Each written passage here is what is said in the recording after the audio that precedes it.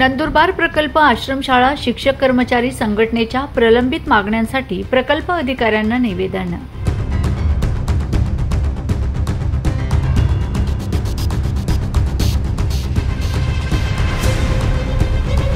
नंदुरबार प्रकल्पात शासकीय व अनुदानित आश्रमशाळेतील शिक्षक व कर्मचाऱ्यांच्या विविध प्रलंबित मागण्यांबाबत आदिवासी विकास आश्रमशाळा शिक्षक व कर्मचारी संघटना सीटू संलग्न तर्फे प्रकल्प अधिकाऱ्यांना निवेदन देण्यात आले। हे निवेदन सहाय्यक प्रकल्प अधिकारी शिक्षण विभाग माननीय नंदकुमार साबळे यांनी स्वीकारले।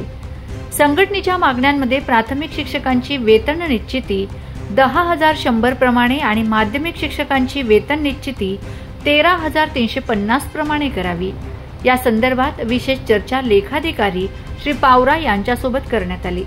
याशिवाय मागील 8-9 महिन्यांपासून प्रलंबित वेतन निश्चिती, अनुदानित कर्मचाऱ्यांच्या DCPS खात्याचे NPS मध्ये रूपांतर, अतिदुर्गम भागात काम केलेल्या कर्मचाऱ्यांना वाढीव प्रोत्साहन भत्त्याचा फरक, शिक्षकांना 10, 20, 30 आश्वासित प्रगती योजना लागू करणे, प्रकल्प कार्यालयातील व इतर शाळेतील प्रतिनियुक्ता तात्काळ रद्द करणे, आधार बस ॲप सुरू असल्याने निरीक्षण ॲप बंद करणे, साप्ताहिक सुट्टीच्या दिवशी महिला अधीक्षकांकडे कार्यभार सोपवणे आणि प्रलंबित प्रकरणे, वेतन निश्चिती आदेश, स्थायित्व प्रमाणपत्र लवकर निकाली काढावीत या मागण्या करण्यात आल्यात। संघटनेने विशेषतः निदर्शनास आणून दिले की शाळांमध्ये शिक्षकांची कमतरता असतानाही अनेक शिक्षकांना प्रतिनियुक्तीवर प्रकल्प कार्यालयात नेण्यात आले आहे, ज्यामुळे विद्यार्थ्यांच्या शिक्षणाचे मोठे नुकसान होत आहे।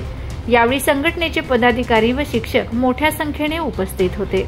उपस्थित पदाधिकाऱ्यांमध्ये संघटनेचे प्रकल्प अध्यक्ष रवींद्र मराठे, कार्याध्यक्ष प्रीतम वळवी, प्रकल्प समन्वयक सुनील सरवदे, सचिव सुनील पाटील, कोषाध्यक्ष नारसिंग पाडवी, देवेंद्र पाटील, प्रकल्प समन्वयक केतन गीते, तालुका अध्यक्ष अरुण पाटील, प्रकल्प सदस्य रोहित घुगे, प्रकल्प सदस्य जनाबाई धनगर तसेच सीटू संघटनेचे इतर सदस्य व नंदुरबार प्रकल्पातील शिक्षक मोठ्या संख्येने उपस्थित होते। यावेळी संघटनेचे प्रकल्प अधिकाऱ्यांसोबत लवकरच बैठक घेऊन मागण्यांवर तात्काळ निर्णय घेण्याचे आवाहन केले आहे।